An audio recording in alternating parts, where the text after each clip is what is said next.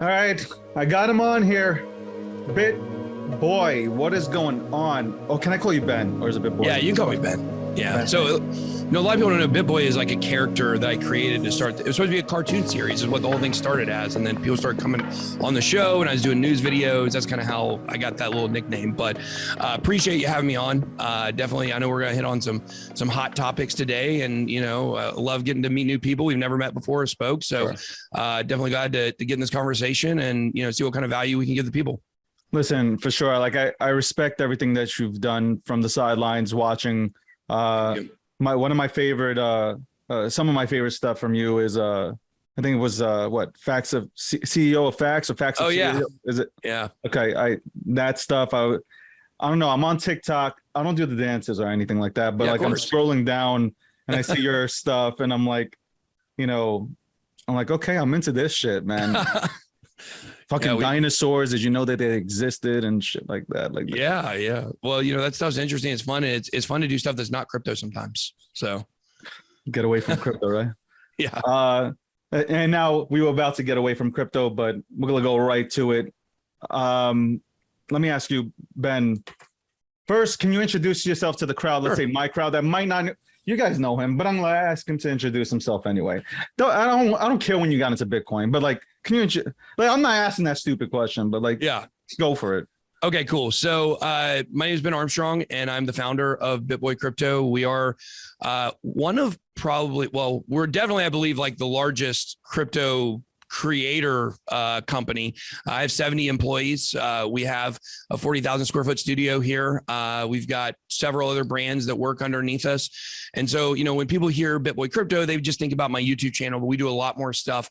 Other than that, we have, outsourcing services. We edit other people's videos and thumbnails, and we have recording space here as well. So we do a lot of stuff in the space. I'm not just in making YouTube videos. We do think that education, should be entertaining. That's what we call what we do here at the channel, edutainment. We do multiple live streams every single day. We keep people in the know about crypto as well. We've got several other initiatives and things we're working on. I'm an investor and advisor for what we believe will probably be the NFT platform is going to take out OpenSea. So we haven't actually announced the name or anything like that, but that's coming soon. We also do work in politics. So I am the author and sponsor of the Financial Education Inclusion Act, SJR 16 in the state of California, where we're trying to change accredited investor laws. It doesn't make any sense for someone to be able to go buy a $1 lottery ticket and win $1 million. And now they're smart enough to be an accredited investor. And that's currently the way it's set up. You just have to have money to make more money. We're trying to change it so that all you have to do is have education, not formal education. All you have to do is go take a free test given by the state to be able to now invest in IPOs. So we're always trying to move and shake around here. And, YouTube videos is certainly a big part of what we do, but it's not the only thing we do. Listen, you do a hell of a job. See you everywhere. Everybody talks about you around the space. Well deserved. Thank you. Let me ask you a question. Did you get to see the latest interview with Michael Saylor with those three kids? I don't know what their names are, but yeah. I see this video pop up on Twitter. And I've seen a couple clips on TikTok from it. Yeah. I was like, okay, free market only for Bitcoin. Like what is, there's more questions coming, but free market only for Bitcoin. I'm confused. Yeah. Well, I think it just always boils down to this. This is what we see with the Bitcoin maximalists. They always turn into the thing that Bitcoin was meant to stop. It's like, it's about choice and it's about freedom, but you can only choose this and you can only do it this way or you're a bad person. Exactly. And I mean, if I'm not sure, I think maybe we might get into Celsius. If you look at Celsius, kind of the same thing. Like they started out, we want to be against the banks. We're the anti-bank, and they become the bank. They become the exact thing that they started out not to want to be. And, it's just very hard for these Bitcoin maximalists as they get stuck in these echo chambers where they're constantly hearing, everybody pat each other on the back and say, great, orange coin, good. And they don't take a step back to look at the space that this is just one aspect of this blockchain and crypto world. And Bitcoin doesn't solve any of the problems it started out to solve, like electronic peer-to-peer currency. It's digital gold. We all know that. And there's a narrative about, the El Salvador, accepting Bitcoin, and Central African Republic, which they then went back and reversed it, accepting Bitcoin. Guys, it doesn't make sense they're accepting it as legal tender. It doesn't make sense for a citizen of a third world country to spend an appreciating asset. Like, it makes no sense. So a lot of their narratives, they just get so topsy-turvy. It's like it's just like being a staunch supporter and believer of one of our two political parties in the United States. You get so confused, you don't even know what you believe anymore, because all you're doing is regurgitating what people are telling you to say. Sure. And a lot of times they're counterbalanced ideas, but you're just saying it because you know, oh, that's my party, I stick with them. That's how the Bitcoin maximalists are. I'm a Bitcoiner. I'll say I am a Bitcoiner, sure. But like, I believe in everything else. Like, I believe there's a space for everything, as long as it's legitimate. Like, if it's being, if there's good intentions behind it, amen. Let's rock and roll.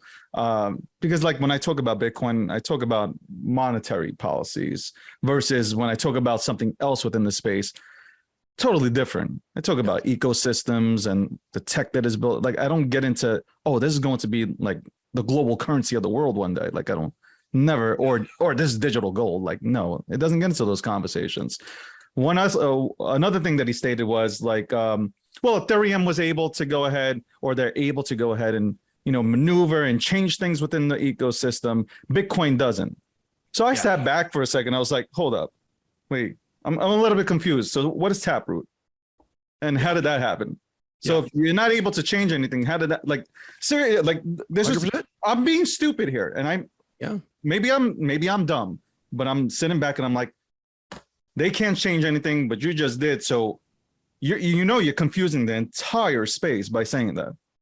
Yeah. So Bitcoin, when it makes changes, it's much slower and methodical. Like, they'll talk about a change for years and years and years, and they make one. Where with Ethereum, you do have those EIPs that can get voted on pretty quick and get implemented very fast. I do think that's one of the strengths of Bitcoin, is that it doesn't make a lot of changes. Correct. But it does make changes. Before that, you had the big, SegWit introduction that was, I think, back in 2017 or 2018 that got voted in. But guys, there's this idea that Bitcoin's 21 million and that's the total supply. And there's this idea that Bitcoin mining is the way that things work. And there's this idea that SHA-256 is the encryption it's always going to use. Probably over time, some of those things are going to end up getting changed. I mean, even the supply, which is 21 million, if they voted and had consensus, which the bigger the network gets, the harder it is to do, that could technically be changed. And so I think people have to understand that, at some point, the encryption is going to have to be changed. SHA-256 will get decimated by quantum computing in the next 20 to 30 years. So that's going to be an upgrade that's going to have to take place, hopefully, before it gets busted, because once it gets busted, it's too late. So there's a lot of these changes, but, if you really... So I used to, when I would go to conferences, I'd hang out a little bit. He wasn't a best friend of mine or anything, but with Chris DeRose from Bitcoin Uncensored. Yeah. He actually was the first, I believe he was the first Bitcoin YouTuber. Back in 2012, I believe he started that podcast. And you want to talk about an OG, somebody that not only understood Bitcoin in the very beginning, but deeply involved in interest in the politics of how those changes work. And I just remember having some conversations with him where at the time it was a little above my head because I was kind of newer into this, fully immersed world of crypto. But now looking back, I understand a lot of the conversations he was talking about the politics of Blockstream, the way Blockstream works. Some people think Adam Back, head of Blockstream, is Satoshi. Some people believe that. I believe he was probably involved in the beginning of it. I'm a Hal Finney guy, but I do believe there were probably 4 or 5 people. He might have been one of them.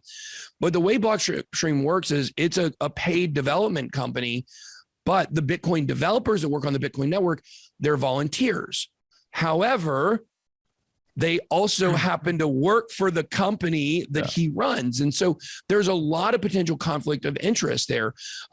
Is the conflicts of interest, are they actually happening? Well, I don't know, but there's definitely potential for it. Some people believe that it is.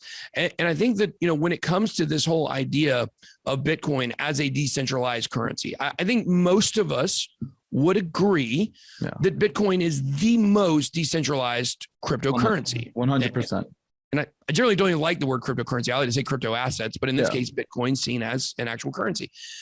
But I think that it is the most decentralized. But I love, I talk about this article so much. It changed my life in the way I look at things in terms of decentralization. There was an article Vitalik Buterin put out.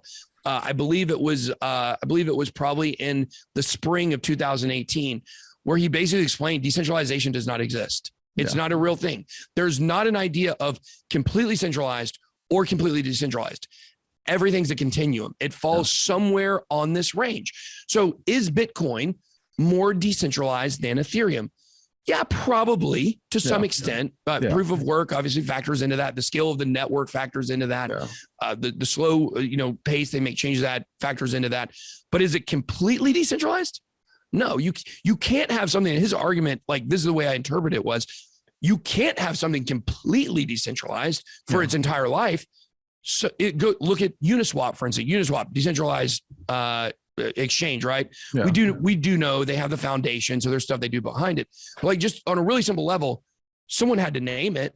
So someone had to go buy the domain, uniswap.dex or uniswap.io, whatever it is. Someone had to go buy that. Right. So there is some, effects of individuals inside of these decentralized platforms. Usually what we're looking for is we're not looking for a completely decentralized or a completely centralized world. Well, I think we'd all agree we don't want the completely centralized. Exactly.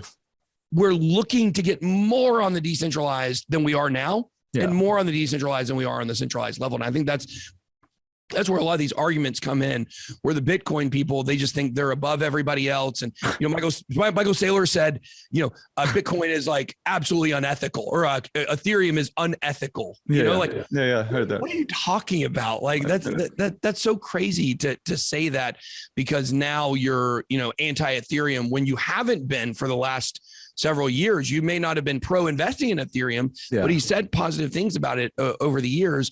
And now it seems like his tune's totally changed. Why? Is it because his Bitcoin investment is down so much? I'm not sure. I agree with a lot of your points. Let me ask you a question. What do you feel like when people go ahead? It bothers me, this one, before we move forward to the next question that I had on my mind, or thought, I should say. When people say, or go on TV and say, Bitcoin is not a cryptocurrency. Yeah. I don't, again, there's a, like, you see, like, and I don't want to come off like I'm hating Bitcoin, because it's my largest bag. Like it's my largest bag. Mine as well. Mine as well. It goes back and forth depending on the value between Ethereum and Bitcoin, relatively the same, but I'm in the same boat. But why can't we have okay, it's a Bitcoin. Bitcoin is a cryptocurrency, but so on. I understand that you want to separate Bitcoin from cryptocurrencies. You don't want them to be associated with shitcoins, but like, come on, like you're confusing the general public. And that, to me, it gets me wild up when I see it, especially on mainstream media, because we're trying to get out there. We're trying to get more people into this space. We want people to have the same opportunity as we were afforded. Why are we educating people this way? It's so, and I know we go back to, the Bitcoin maxis here, but like, seriously, can we stop already? Well, I get very semantical about stuff as well. Like a lot of things drive me, like it drives me crazy that people hate the word influencer, for instance. Like that drives me crazy. Like literally, that's just the career that whatever you're doing, that's what has been called. Like you can push back and say, I'm not an influencer. I'm like Lynn Alden. Like it drove me crazy. Like this tweet she made just drove me insane. Somebody tagged her with a bunch of other people, and she said, excuse me, I am not an influencer. You have 500,000 followers on Twitter. You've intentionally tried to grow so you can have impact on people. That's literally what that's called. So like, I understand your semantical concerns with the word cryptocurrency. What I would say is the word cryptocurrency, I believe, based on where the space is today, I don't think it's a productive word for any of it, except for things that are literally trying to be currencies. So you think digital asset would be more fitting? Digital asset, crypto. I think crypto asset is actually better, because digital asset can actually refer to things that aren't on blockchain. So that's why I prefer crypto assets. And the reason is, the word currency trips people out so much they can't understand Ethereum because they're so focused on it being a currency. I found two of the biggest problems for adoption, not mainstream adoption, but just for an individual, is they're trying to understand and get educated on crypto. Number one, the word cryptocurrency trips people up. They cannot fathom how everything's a currency. I'll come back to that in just a second. But the second thing is mining. and how the coins come in the supply.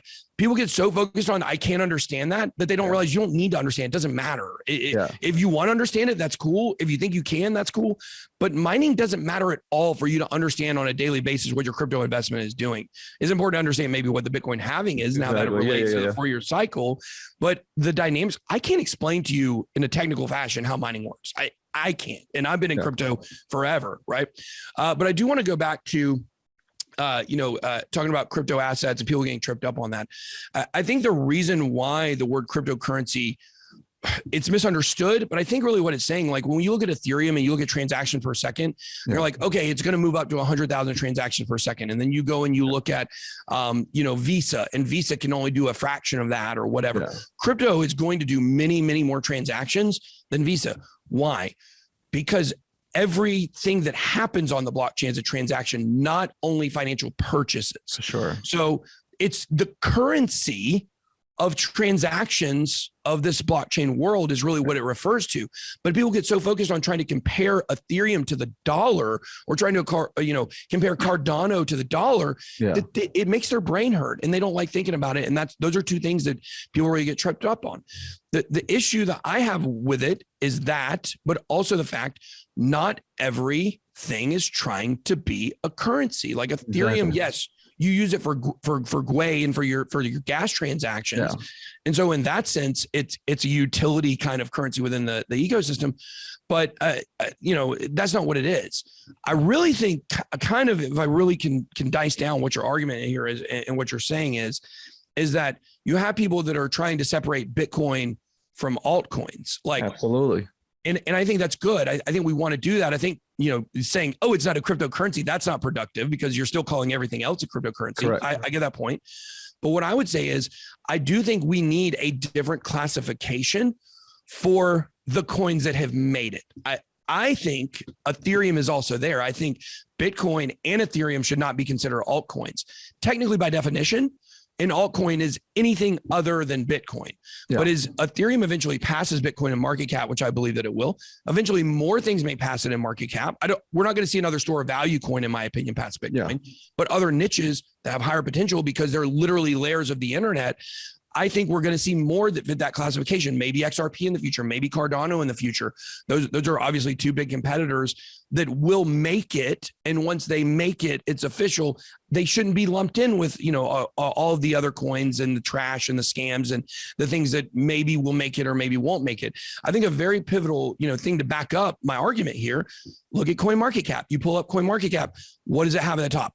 Bitcoin dominance, Ethereum dominance. Everything's compared to those. So I do think we do need a higher level of classification for those coins that right now we only have 2 of, in my opinion.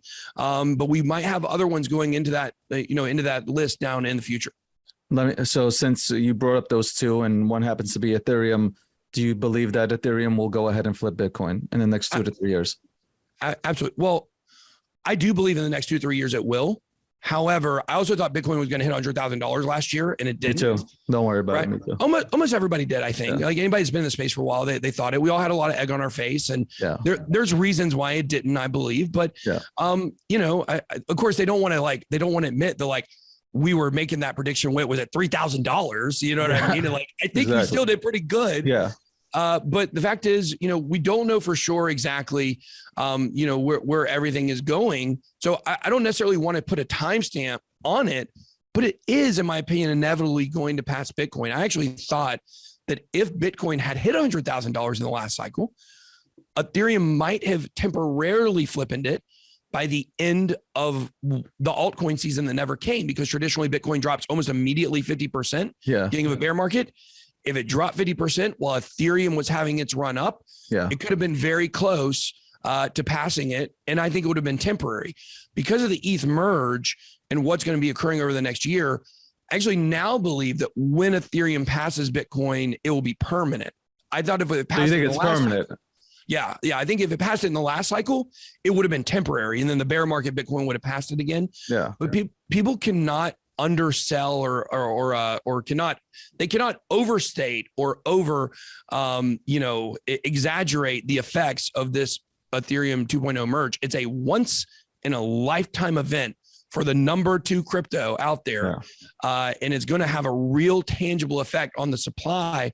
Like, think about this.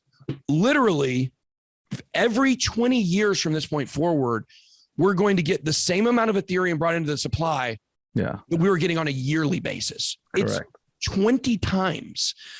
So, I definitely believe that is going to be the fuel that's going to push Ethereum past Bitcoin. It just does more stuff and has more potential. Let me ask you this, David. How many people do you know in your real life? Like, let's not talk about who we know in crypto, but like family or, acquaintances, you've had friends. How many of those people are literally invested in gold? None. Right? Yeah. I mean, 1 or 2, exactly. not much. How many people in the history of, the modern history of the markets are super interested in a hedgeable asset? They're super interested in gold. Inflation is making that a popular narrative today. For sure. But I just don't think, even if Bitcoin were able to double the market cap of gold, there's a cap on how many people want that. Yeah. When you look at Ethereum and bring in the derivatives market and NFTs and metaverse and gaming, the potential is just so much bigger. For sure. It can do way more stuff I definitely believe Ethereum, is going to pass Bitcoin. The sentiment on, if you take this sentiment from crypto Twitter and you listen to it right now, which is like, to me, it's shocking a bit, even though like it kind of like, always had these thoughts, about maybe the closest thing to ever passing up Bitcoin would be Ethereum. The pulse out there in crypto Twitter is like, the flippening is happening. Like literally today, I was in like random crypto, random Twitter spaces, and people are just like, the flippening is happening. And I'm like, oh my God, these people really believe it. And what happens when people put value on something? It's a little bit different. Like you can preach it all day long. You can scream, Bitcoin is this, Bitcoin is that. You can scream at people. You can bring as much toxicity as you want. That to me, the toxicity is going to drive people away from. There's toxicity on Twitter. No, I've never seen it. Me either. Yeah, I think I'm probably the number 1 target for it, but you know what? But like when you bring that violence, and you're like. Well, I don't care. I heard this quote. I don't care if you get into Bitcoin. I don't care. Like whenever you're going to get into Bitcoin regardless. That's exactly. I was like, what the fuck is going on here? Like, what is this shit? When you go into like, you mentioned NFTs, when you speak of NFTs, you go into these rooms, they're having kumbaya sessions. It kind of reminds me of, it's that punkish atmosphere when I joined and I got Bitcoin or into Bitcoin. Yeah. You had that same feeling, like everybody was like on the same team. There were no jerseys and shit. It was just like people on the same team. Yo, we're going to fix the monetary system. This is something that gives you an opportunity to get away from the centralized world that has programmed us to be just good enough so we can work for the 1% and shit like that. So, it was fucking awesome. And now it's just like, all right, you're on the Bulls, you're on the Knicks, you're on the Cowboys here. We hate you, and okay, whatever. But I don't get it. I don't. I don't. And which leads me to another one. Another favorite for the Maxi side, which is XRP. So from a distance, I watch you. Cool, man. Appreciate that. I don't hate on anybody in this goddamn space. They're so stupid. But I seen you like, what was it, a couple of months ago, just like jump onto XRP. It's longer than a few months I don't know ago. what you got in. It might feel like a few months ago, but yeah, there was a time that there was a definitely change in my sentiment towards it. I saw it and I was like, damn, like you're really like XRP, like, and you were talking about it and I was like, okay, I remember talking about this and getting destroyed brutally with chair shots. And now there's more people that are actually talking about XRP and what it can bring, XRPL, what can it bring to the table, ODL and all that good stuff. Your thoughts there, like what was the aha moment for you, I guess? And so it's cool. Like you were talking about how, just a moment ago, how everybody was on the same team at one time and now it's really filtered out and everybody's on this team and that team and this team. You can't, even some of the XRP people, they're very like, because of this ETHgate and all of the conspiracy that's true around William Hinman and the Ethereum Alliance and Simpson Thatcher, like they believe they're like, I shouldn't hold XRP and Ethereum. Like I got to choose. And like, no, I don't have to choose. I'm going to bet on a lot of horses. I believe there are a lot of winners, But I think what really for me was my seminal moment was, remembering that we're all on the same team, right? Yeah. Like you're looking over and you're seeing all these people, but remember this, the enemy of my enemy is my friend, right? Like exactly. I was very anti-XRP. I was very anti-Ripple. And then the SEC goes after him and you start sitting back and saying, okay, they don't have a leg to stand on. Look at this ridiculous argument.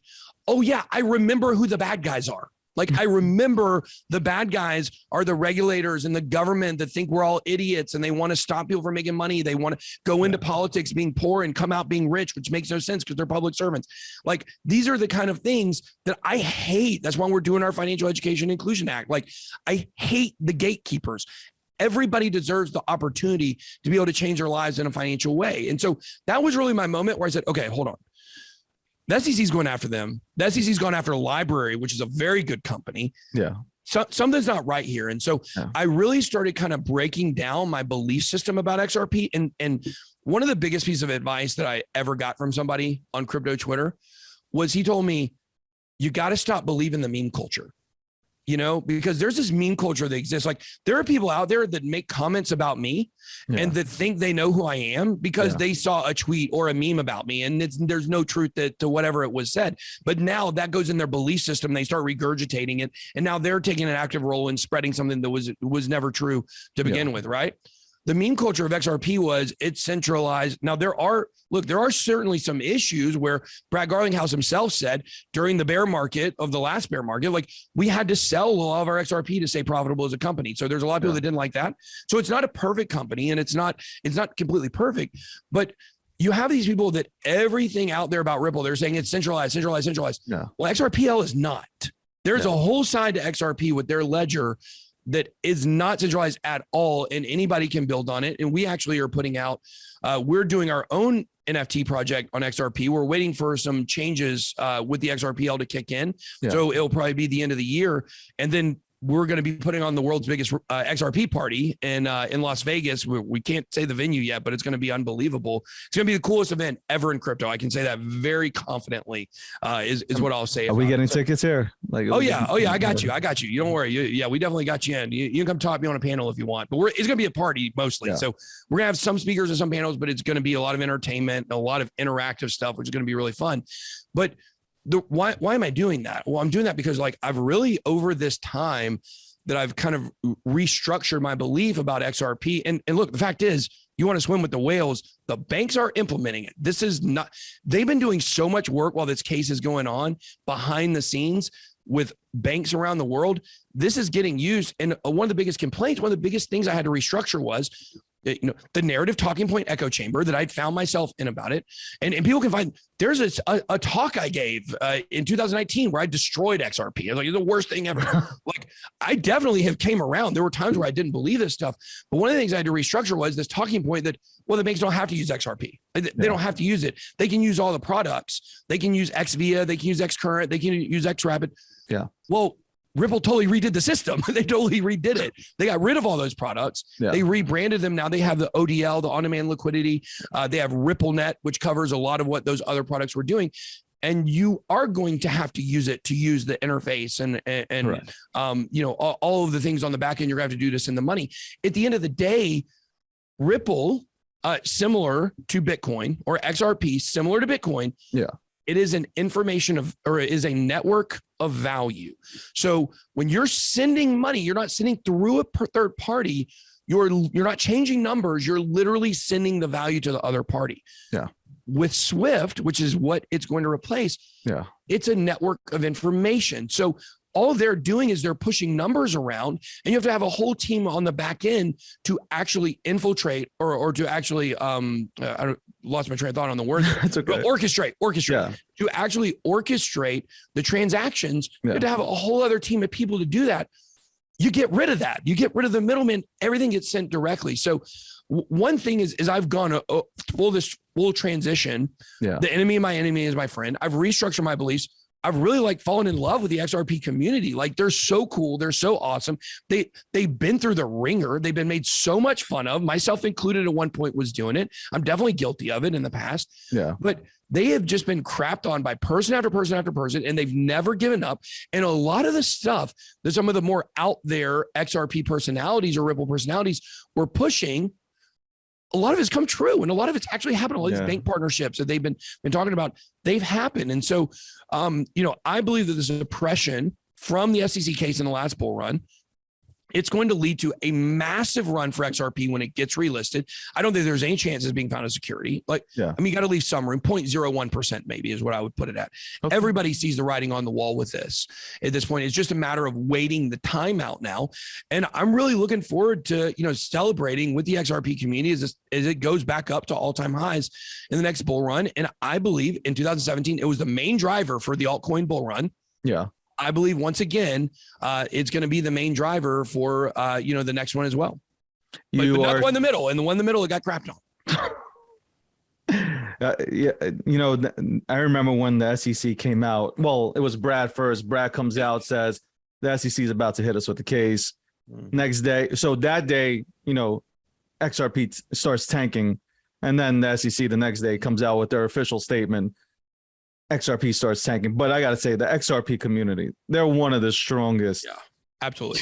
I don't know. You want to talk about hornets? These people are just like vicious. Like they are standing their ground. God bless them. I talked to John Deaton on. He's awesome. He knows it. Listen, God bless him. He was like, you know what I liked about him? He was like, if it was done to Ethereum or if it was done to Bitcoin, if it was done to Cardano, I still would have done it. Yep. I still would have done the same thing that I did for XRP. So I appreciate that, man, for being super transparent and representing almost the entire community. So you think Ripple's chances of winning do you think they settle or win? Flat out win? I'll just tell you what I've been told, right? I know last year at the end of the year, I had a lot of sources for a lot of stuff. Some of it didn't pan out and it looked bad. So I went back to relying on what I know and what's real and my research. In this case, I spoke directly with someone who I really trust and really believe, someone I know in real life, literally said Brad Garlinghouse looked him in the face and said that they turned down a settlement offer. Now, when was it? I think probably around the end of last year. If you look at what's happened with the fluidity of the case, basically from November till I want to say about February, we got nothing. There was no information on the case. And it makes sense because that's when basically politicians check out. It's in between about, Thanksgiving and the beginning of the year. They don't do a lot of work at that time. So it makes sense. So I tend to believe that sometime in Q4 of last year, maybe the end of Q3, that was offered. They got offered a settlement. Brad Garlinghouse believes, and look, I'm quoting the second party, so I didn't hear this directly from him, but he has them by the balls. And he knows he has the SEC by the balls, and he knows that they're going to win outright. I think there are some settlement possibilities that basically the deal would be so good that they might take it, but he's staring the SEC in the eyes and waiting for them to blink. I mean, a victory for Ripple is a victory for the entire space. I've said 100%. This for so long. And I don't know where we went. That's not necessarily true, though. I don't want to cut you off. You don't think so? That's not necessarily true. It doesn't replace the Howie? It doesn't replace it. So think about that. Yeah. So here's the issue, though. It can. There's a chance that it will. But if there is a settlement where the SEC is trying to save face and they offer them a really great deal, they're going to go and they're going to redact. They're going to basically take off the record anything that projects in the future can look back on as precedent. But Brad went into it and said, Ben, he was like, I'm not going in for a settlement. I am trying to win. And he said at multiple occasions, I'm trying to make sure that there's clarity in this space. Yeah. So if he takes it, listen, I'm not going to have hurt feelings or something, but if he takes a settlement which benefits, Ripple and XRP, I mean, I'm not going to be so mad about it, but he did say hey, we're trying to win this for the entire space. So everybody gets clarity. So our innovators can stay here and not have to go elsewhere to go ahead and innovate dope shit. I want that. I'm praying for that. I hope that's what we see. I think there's a good chance that's what we see. But I just want to point out, like, it's not necessarily are we going to see giant reverberating effects from this, because the SEC is going to do whatever they can to try, especially with how things are going before this executive order, the result of the executive order comes out where they say who's in charge of what. They're trying to land grab right now. That's what Gary Gensler is doing. That's the whole Coinbase case with the insider trading. It's not about the insider traders. It's about them trying to go on a back end, on a workaround, and call things securities that shouldn't be securities without having pushback from the person who they're suing, because they're going to try to get a settlement. So they're going to try to do the same thing here. I do believe that Brad Garlinghouse and Ripple, they have everything to win this case outright and totally expose, maybe change the SEC forever. I hope that's what we get. But it's not 100%, because there is the potential for a lot of redactions and taking stuff out that the public can't see, that some other companies in the future might be able to use as precedent. So that's just kind of how I see it. I hope we get what you're talking about. It's just not 100%, even if Ripple wins. What do you think happens even with the settlement? Do you think the SEC loses a lot of credibility? Absolutely. I'm biased because I hate them so much. Like, I hate them so much. I believe they're the most corrupt organization, since the Roman Catholic Church in like the 1400s maybe, or 1500s, whenever that was, whenever they were at their most evil and people couldn't read. You know what I mean? I don't think they're bad today. Maybe some people are. I mean, who knows? Maybe the Pope's in some kind of crazy thing. I'm not saying anything bad about the Catholic Church today. I'm just saying, well, I mean, we know they got some conspiracies today too. With the a lot of allegations that turned out to be true. But I'm just talking about specifically before people had the printing press where they could read. The Catholic Church was the most corrupt organization we probably ever had on earth. For sure. SEC's right there. The SEC's right there. That's how bad they are. If you look at all the conflicts of interest and the things they're willing to address and the things they're not willing to address, you have Nancy Pelosi, the most obvious insider trader of all time. Everybody sees her and her husband's investments and knows she's insider trading. Everyone knows that. Nobody thinks that's not true. Even she doesn't do a good job trying to pretend it's not true. Literally, his investments have to do with her legislation. Everyone sees it. They won't go after her. Why? Because she's in the club. It's the mafia. That's really what it is. The SEC is the mafia. And that's what they're doing right now, is they're trying to land grab and take as much control as possible before we get a new dispersion of control across other agencies. I don't think the CFTC is very corrupt. I'm sure they are somewhat corrupt because it's a government organization, but the CFTC doesn't compare to the SEC when it comes to corruption. And one of the reasons for this is because the SEC generates so much money. They generate so much money that creates a lot of conflicts of interest, just like we saw with William Hinman. He got paid $15 million from Simpson Thatcher that was in the Ethereum Alliance. The original drafts of his speech did not have him saying Ethereum's not a security. And then it goes in there magically after he got a $15 million payment. This is so clear and obvious. This is the real danger for the SEC, is the exposure of all this type of stuff. And I think most people would probably look at our political landscape right now, and most people would agree with this. I think that when it comes to midterm elections, it's going to be very difficult unless things change dramatically economically between now and then for there not to be some kind of big change in the Senate and the Congress to go back towards the other political party. And guess what? Gary Gensler, he's put in place by Joe Biden. He is a Democrat. If you look him up, literally a D next to his name on the commissioner list.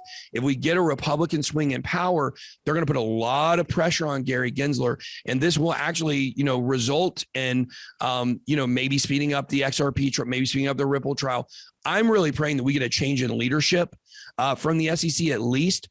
But there's a chance we see the total destruction of the SEC is we're moving much towards a digital place, and they're just not equipped for that. So I certainly think the easy solution here is take away all the SEC power in crypto, create a separate, which will probably eventually be, corrupt as well, but a separate government organization that they're specializing in digital assets, because that's where the world is moving. The SEC is just outdated, it's corrupt, and it really needs to change. So I hope that's what we're going to see. But they look terrible regardless. Like you now have mainstream media sources talking about how corrupt they are. For me, like I would love to see, I guess for the time being, I would like to see that. So it's funny, before I get into that, everybody calls for when we're going up and everything's green, Free market. Yeah. We want free markets, and everything goes down. Oh my God, we need regulation. But who does regulation really help? It helps the 1%, right? It doesn't really help the retail investor, because look at 2021 when the meme economy exploded, and you had AMC and GameStop, and retail investors were like killing the hedge funds, and triggers went off. Stop, halt trading. Who are they helping? They were helping the hedge funds. They weren't helping retail traders. I mean, at all. Zero. So to me, like, I hope that, if anything, I guess for just a short gap or just a Band-Aid, the CFTC takes over until they can finally create, I guess, being that everybody wants regulation right now, and they can go ahead and create a body that understands cryptocurrency, or I should say crypto assets. Okay. There you go. And then, give people what, Crypto Mom wanted to give. Give them the 3 years to build out. These are small businesses operating in a decentralized world. Give them time to build. Time to build. Like, come into my office, come see me. They come see, people walk into the SEC, come see them, and then all of a sudden they get hit with something. I mean, like, that's not clarity. But I would love to see, an organization, because we're going to eventually go there. Love to see an organization that allows for building. For sure. Yeah, I agree with all that 100%. And I think that, once again, we just go back to, it operates like the mafia. I was speaking this week with someone who was involved in an SEC case. And basically the charges against them were contrived. They were literally fake charges to collect a fine. It had to do with American investors. There literally were not American investors. They checked everything, and one guy came out and basically, like, I don't exactly know the inner workings of how it worked, but he was not actually an investor, and he was the person that was the SEC was using to push against this crypto company. And so it's very corrupt. It's got to change. I think the thing that drives me the craziest about, like, obviously the corruption I can't stand, but the thing that drives me the craziest about regulation in general is the government thinks you're stupid. That's what it boils down to. The government thinks that you are not capable of making your own decisions. Yeah. And to me, that's socialism, not the fun socialism that some of the European countries have, the communism, where the government tells you everything, everybody wants to be like, let's have a communist system. So, I don't have to work for money. No, they're going to tell you what you do. It's even worse. They tell you what your job is going to be. You don't even get to choose. So I think that, we definitely need to move away from this place where, the regulators treat us like we're stupid. I point that out on my show all the time. Like, the things they say, they talk to you like you're 7. No, you're a grown adult. And guess what? A lot of the people that lost money in crypto, I'm not talking about, people that just got in at the wrong time and they're still doing what they need to do. I'm talking about people that threw $200 in a meme coin, expected to get rich, and they lost it. That's probably the vast majority of people. Guys, if they didn't do that $200 with a meme coin, they were going to buy scratchers with it. The human condition is to try to make money and try to risk and try to gamble in certain situations. Crypto over the long term has not so far been a gamble. It's been a pretty much sure. It has been so far over time a sure thing. If you get in early enough, that's not always guaranteed, but people are going to take that disposable income and they're going to do stupid stuff with it anyway. Yeah, so you go to a casino. Yes, like, 100%. You go into a casino. What do you expect to fucking win? Like, you walk in, like, there's like a 2% chance that you're going to win. And if you start reading the cards, they'll come right to you and throw you the fuck out of the casino too. Like, I mean, like, but that's okay. You can go ahead and take your 401k and go in because they get a cut. Yeah, absolutely. Yeah, that's say it all the time, and like everybody's like, "Oh, really?" I think that, what's really fucked up in our country is, a lot of people don't understand economics or finances. Yeah. So when they run into this space, it's kind of like, hey, I'm throwing $200. I expect to make 100 times on this investment in the next 4 days, and I'm like, and it's like you said, the meme token. Like, when this Inu is going to make me a fortune. Listen, the first person that got in, but you're just exit liquidity for somebody else. Well, I see that people, like, one thing I love to talk about is people sit like, look, I have money, I have a Lamborghini, like, this has been really great, like, I love it. It took me 9 years to become a millionaire in crypto. 9 years. 9 years for the first time I bought Bitcoin to understand it and put myself in a position to where I would make money and not lose it. I rode my money I sold all my Bitcoin in 2013 like an idiot. And then in 2017 and 2018, I rode it all the way back down to zero. So it took those lessons for me to learn financially how to make these moves. This doesn't happen overnight. And people really want that. They think that's going to happen. I can basically guarantee you almost everyone who overnight made a ton of money with the meme coins, they've lost all of it or a significant portion of it, because when the money's too easy, you don't understand what it takes to keep it. Exactly. And especially in crypto, because this is really a game where you got to understand kind of the macro things around crypto, like the Bitcoin cycles and the halving and, market tops and bottoms and sentiment. You got to factor all that in. You can't learn that in a day. So you're going to get the money. And then if you this is a reason why people lose the money right to zero. It's because if you take $100 and you turn it into 20,000 overnight, then it starts ticking down the same way you watch Bitcoin go down in 2017. It was at 20,000, then it was 18,000, then it was 7,000, then went all the way down to 3,000. And it's like, people don't have that stop point of like, they don't believe it's not going to just turn around and go back up. And so they ride it to zero. We see it all the time. What's your thoughts on, I see, what was it, a few weeks ago when the whole Celsius shit was happening. I saw you come out, you weren't happy. And, no, I still am not, for sure. You're fucking ripping them apart. Yeah. But let me ask you, okay, so like, look, we all fuck up somewhere, right? Mm-hmm. What made you go into Celsius? Like, we always hold on. I get it. Look, my stance is I'm not, to each his own. Like, I'm not chasing extra money. Like, I'm just DCA, and it is what it is. Like, if there's an opportunity, it would be nice to add on $40,000, $50,000, $60,000 extra in passive income. I'm not stupid on that. But like Celsius, I stayed away. I was like, I know what Alex did before, and I get it. I much respect to him. And I also say a lot of these people who build stuff, it's not guaranteed to succeed. And it's not because they want to scam you. It's just shit might not work out. Yeah. So 9% businesses fail. Yeah. So you, Celsius, man, I saw you going crazy. What's up with how you feeling, man? Yeah. So it feels a lot like betrayal. Like that's something that like betrayal, right? Like I'm huge on loyalty. Like I'm a very loyal person. It's like my number one value in my life is loyalty, probably. Yeah. We've all had people turn their backs on us at different times and it doesn't feel good. And I don't do that to other people. Yeah. And so I saw Alex for the first time in July of 2018. It was actually the first crypto conference I went to. It was in Atlantic City. I had never heard of Celsius, never heard of him. He got up on stage, started talking, and I really was like, okay, this guy really cares. That's the feeling you got. This guy cares. This guy wants to change things. They weren't even really doing staking. I think they were just doing lending at that point.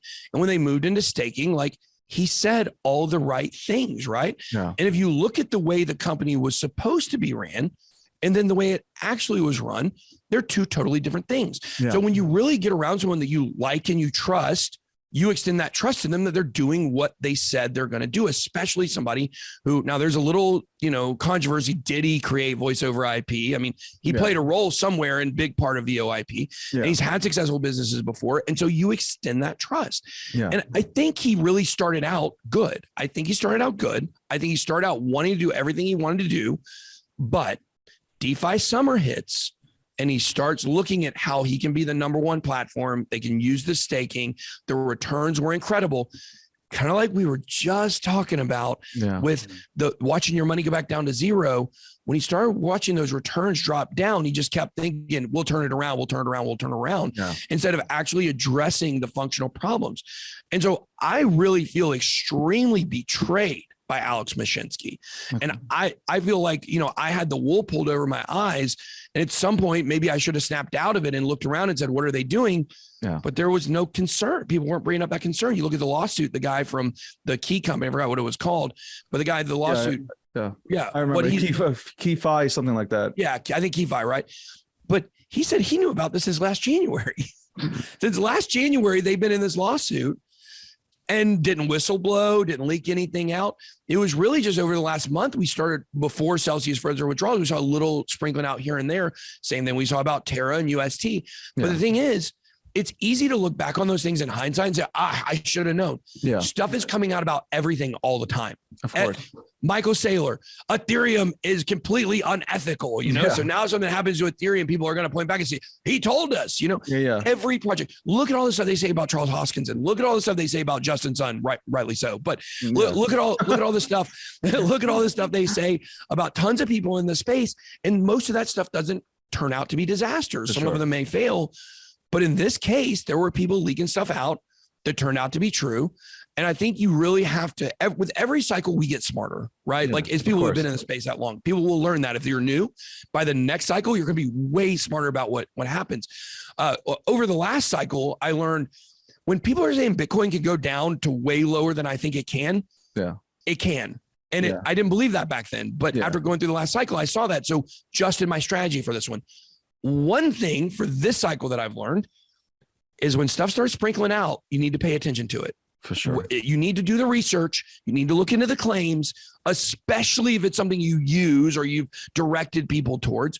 You need to pay more attention because you're at a higher standard because you're more responsible for your own money, or you are responsible for your own money. So you need to make sure you do the research when this stuff is coming out. Like obviously the Bitcoin Maximus are going to throw everything under the bus. So you maybe not take their opinions. But when you see other people that are in altcoins, or especially someone who is using the service you're using, and they're saying bad stuff, you should at least do yourself the service and look into it. And I think that was my biggest mistake, is ignoring it because I just trusted Alex. I was on Celsius YouTube channel, an AMA with them about a week before they froze withdrawals. I knew that there were some rumors coming out, and that was the moment where I probably made the biggest mistake when I should have started then broadcasting some concerns. He was different as a person in that interview. Before I went on the interview with him, he was speaking differently than he'd ever spoken before. He said, you know, what you got anything you want to talk about? I said, well, I think Bitcoin's going down.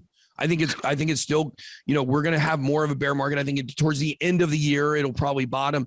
And he literally said, no, we can't talk about, we don't want to talk about anything negative. We don't want to talk about Bitcoin going down. And I'm just like, yeah, but that's real. Like that's really what's happening. Absolutely. You want to ignore what's real and you want to pump everything up like butterflies and rainbows. Yeah. That gave me a little bit of pause, but still to think that they were doing what they were doing, running completely naked, investing with no hedging with all of our money. Like the guy at 4:30 a.m. at the blackjack table with his last $1,000 praying to hit blackjack so he can pay his rent. That's what Alex Mashinsky became. And it was very sad to watch.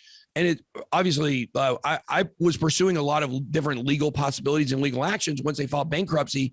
Now we're basically at their whim. I spoke with Simon Dixon. I'm not sure if you talked with him. He's a very fascinating person who, a big investor in Celsius, founder of Bank to the Future.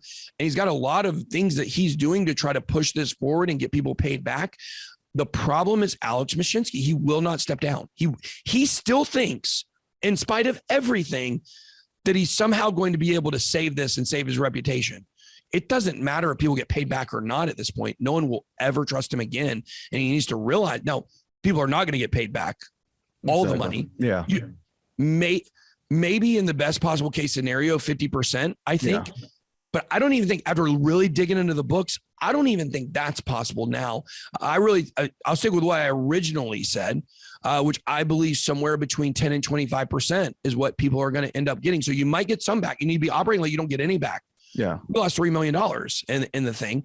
So if we get $25,000 or 25% of that, excuse me, that would be, a decent chunk at least, not $1 million, but it'd be somewhere $700,000, $800,000. Like that'd be good. We could use that for sure. Of course. As a company, but we're operating like we're never going to see any of it back. And that's what people need to be thinking. Pressure has to be put on Alex Mashinsky. At this point, what he's done is criminal. And one of the big things that I raised that I was so pissed about was we had a loan in Celsius. We had two loans. We had an Ethereum loan and a Bitcoin loan. Yeah. Our Ethereum loan was very close to getting liquidated, and we were going to lose our collateral. We had tons of altcoins in our account. All we had to do was convert those over to Ethereum to pay the loan down or to get a lower liquidation price. And this is where it's criminal to me.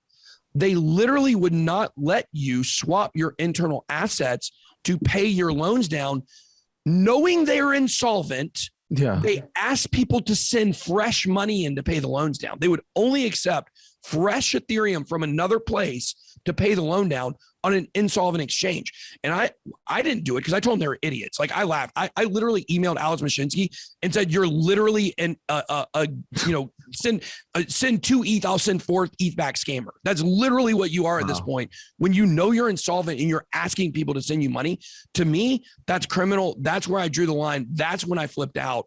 And I feel really sorry because there were people asking me what I thought they should do. And I told everyone, my opinion is do not send them more money in. Some people unfortunately did against that advice or against that suggestion. And I feel really bad for those people because you were literally just burning money when you were sending it back to them. I think, I saw a tweet the day before they went ahead and stopped withdrawals. And I think it was, he was fighting with a bunch of, Bitcoiners and Bitcoin maxis. And I think one of them, I think his name is Mike or something. And he said that, why don't you tell us the truth? He goes, stop spreading FUD. Like, this is not true, yada, yada, yada. And the next day it all shuts down. I think if Alex was a straight up dude, he would have came out and 100%. Said, you know what, this is what's happening right now. Here's the situation. And you know what? People would have gave him a chance. You would have had more support from the community saying, or I guess from that community saying, you know what, do what needs to be done. Like, we're here, we'll support. Nah, it was like, you know what? It was like, go fuck yourselves. Yeah. Like that's really how it felt. So like, I do feel bad for everybody who was in Celsius. Like, I'm on Twitter Spaces at times and I'm like, yeah, like sometimes you need this kind of shit to happen. So you become like stronger in a sense in this, but I do feel bad. Ultimately, I hope everybody gets their stuff back. Quick thing on NFTs and then I have one last thing and now I'll let you go. I know, listen, joined here by Ben, BitBoy, he's all over this space. What do you think about NFTs? What do you see the future of NFTs besides the art? Right. Well, the future of NFTs is really huge, but this idea that we're going to be, still having massive generative trait NFT projects for the next 10 or 20 years, that's not true. The space is going to adapt. It's going to move on. We all know NFTs are about digital ownership. On chain. What does that mean? It means you can track every person who has owned an asset. Is something different than we've ever had before. You like in certain industries like art or in baseball cards or, autographs, you have to have certification groups that come in and do that work because the average person can't track it.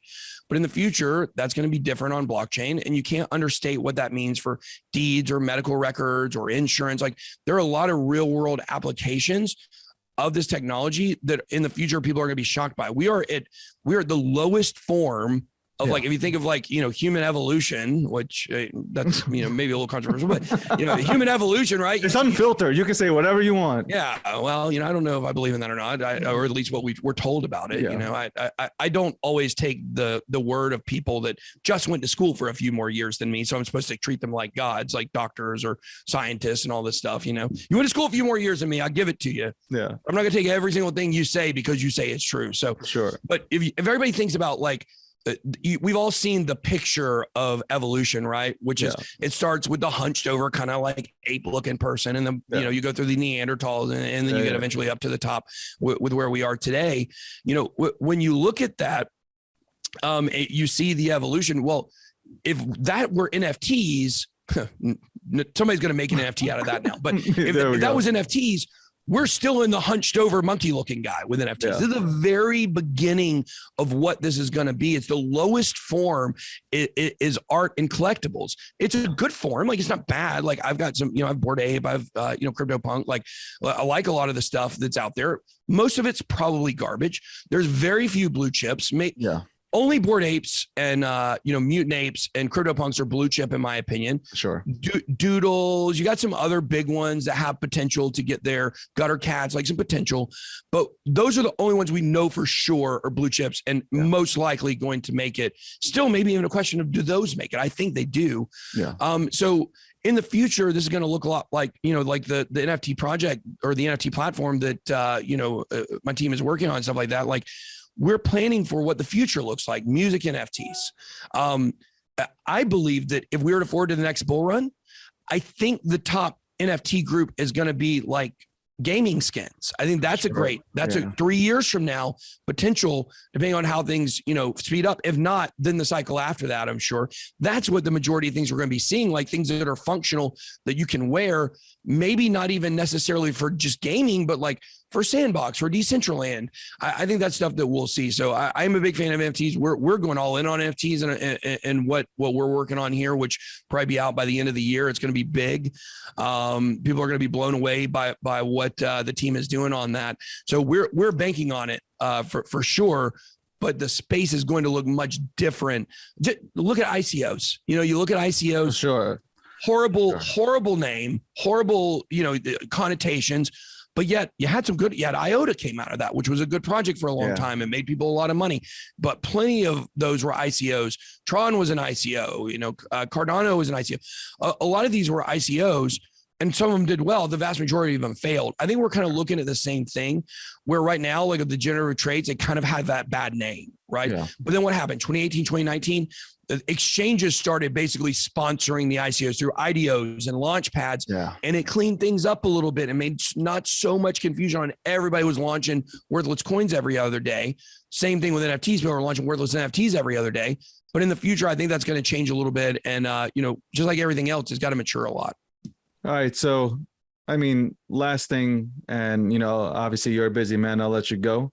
How much did your shirt cost? Mine, 34. Hat, $24.44 with a coupon. Yeah. Shorts that you can't see, about $19. I'm just trying to do the Richard Hart kind of thing here. What are you doing over there? I think this is our merch. So hit merch.com if you want to check it out. We're going to try to add a Cardano logo to this one in the future. We want the ADA logo on there, but I think this shirt is 49 or 59. So it's decent, but it's jersey material. So it's breathable. It's really nice. I get so many compliments on this shirt. People don't even know who I am. Like if I go to a crypto conference, most people know who I am. Yeah. If I'm at the airport, I'll get stopped sometimes. People will talk to me. Yeah. But I get comments on this shirt all the time. Like, oh man, that's such a cool shirt. So, you're not giving me an opportunity to show my merch, but I just did because we really do have some of the cool stuff out there. But I generally, when I go to crypto conferences, I dress really nice and we're real expensive. Now I'm not wearing any pants. So this is the only thing I have on right now. So you would not wear any of Richard Hart's gear? No, I wear design. 80,000 Gucci. What was that? The green jumpsuit. Would you wear it? I have a green Gucci tracksuit. I do have one. Oh my God. So you guys got to get together here. I would like to get around and do something with Richard Hart. I think it'd be really funny, but there's a picture of me on my Lambo with the Gucci tracksuit. It's a joke. Like I do things ironically. I don't think Richard Hart does these things ironically, right? I think he really, he's a very interesting person for sure. He definitely is. But I've decided I'm not wearing tracksuits anymore because I don't like the tracksuit pants. So I wear the jacket with jeans sometimes. But I do like designer clothes pretty good. I'll wear them when I'm at conferences and stuff like that. Yeah. When I'm at home in the office, like I usually just have t-shirt. Usually my outfit doesn't cost more than $25. My entire team said you can no longer wear suits. You're done. You have to go ahead and dress down and fit in with Web3. So I'm like, all right, I got to dress down and fit in with Web3. You mentioned Cardano so many times, and I didn't even touch on that with you, and we should have. But like, I am also a big fan of Cardano. Awesome. My only beef with Cardano is the marketing and the branding. I think that if they would dumb it down, like really layman's terms, people would have a better understanding of what Charles is building. Because I think it's phenomenal, but I think that if you have to dive into it, it's going to take you about 12 weeks for most people to understand just the ground floor. But I have absolutely no beef with the ADA community. I think they're phenomenal. And I think also Charles is super intelligent, especially if you can grasp exactly what he's trying to state out there. Yeah, I've sat down with him a few times and talked with him and done some interviews with him. And I think he's so authentic. And that's what I look for in the space. Like I really look for authentic people and people that are real and tell you what they really think. And that's why a lot of us that do that are seen as very controversial because we actually give our opinion. And usually there will be a large portion of people that disagree with our opinion and therefore they don't like us. And Charles is very similar in that regard. He's going to be a straight shooter. He's going to tell you exactly what's going on. He may use some vocab words that are above your level, but I really like him. That's why, you know, like I said, mentioned earlier, we're doing our XRP NFT drop later this year. We're going to do this big thing for the XRP community next year. With Cardano, we've actually, you know, I'm going to be the keynote speaker along with Charles at this event in Colorado in October called Rare Bloom. People can check out rarebloom.io. I think BitBoy 10, it's not an affiliate link, but BitBoy 10 will get you like 10% off if you want to go check out there and hang out with the Cardano community and me and Charles. But, you know, that I love the Cardano community, and that's why I want to do this.